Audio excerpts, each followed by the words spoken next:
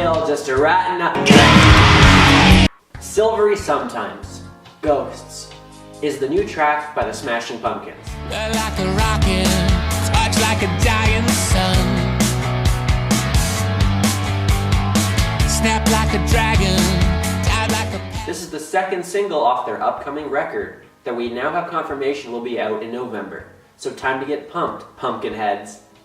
The song just premiered this morning on BBC Radio, and I'm pleasantly surprised. The first track they released a few months ago, Solara, had its problems. The production was crappy, it was kind of generic, wasn't overly exciting. Most of the fans didn't love it. It was an okay song, better live, not that good though. Boring. But this song I'm really liking. It was also produced by Rick Rubin, as he's done the whole record. So it does have its classic Rick Rubin production problems. It's overly loud, doesn't sound terribly natural, but it's definitely a lot better than the last few records from the Pumpkins production-wise, judging by this song. I'm hoping the rest of the record has production similar to the production on this song and not the production on Solara. By no means is this the production that I dream of for a new Pumpkins album, but it's definitely a lot better than the last few records. So in comparison to that, I give it a pass.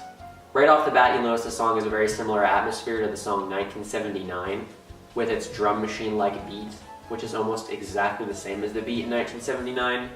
And it does have that similar mid-tempo flow with the summery, light vibe. Shit, I said vibe! Stop saying the word vibe. This is the second track to come out featuring James Iha since he left the band in 2000, and you can definitely tell that his influence is on the track. It does feel very similar to certain elements of their earlier work, such as the Melancholy record, mixed with certain vibes. Shit. The Melancholy record mixed with Machina or Machina 2. And a little bit from Zwan, actually, not that James had anything to do with that. But it does feel like a bit of a mesh of certain previous Pumpkins releases. Billy's singing on this track is a little odd. Recently he's been doing the vibrato thing. It worked very well on his solo record, but on this track I wouldn't mind the classic whiny Billy vocals that we got on the 90s records. But it does work, but I can't help but find myself wishing for that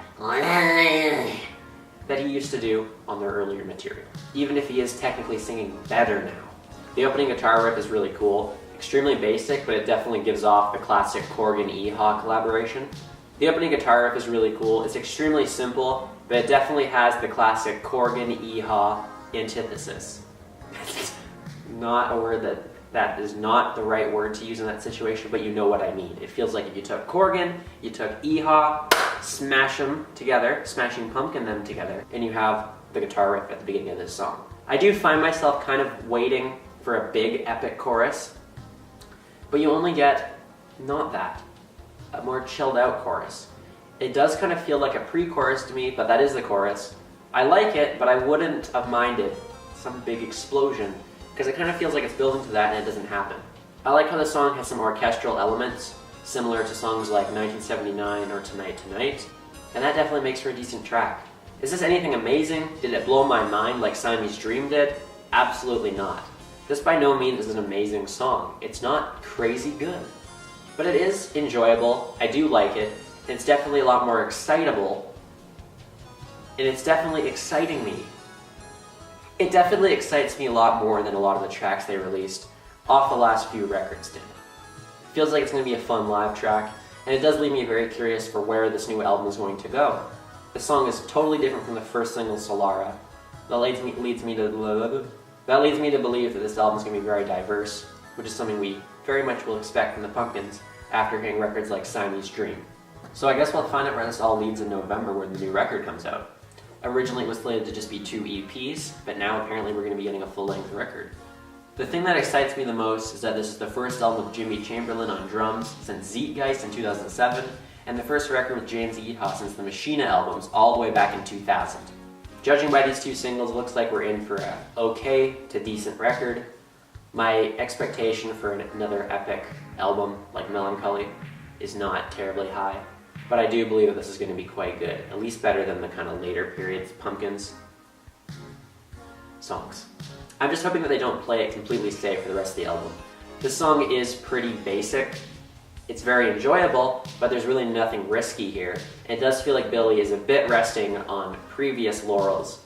such as making this song kind of similar to 1979. That said, I enjoyed the song, I'm not disappointed, didn't blow my head off with excitement, but judging by some of the disappointments of the last Pumpkins albums, I'm liking it. That said, I did enjoy the last Pumpkins records, they just weren't that good. Anyway, I'm gonna give this song a 65. I enjoy it. It's just a song I'm happy to listen to. Thanks for watching. And thanks for watching. Thanks for watching. This is Professor Snape. Please subscribe to No Responsibilities.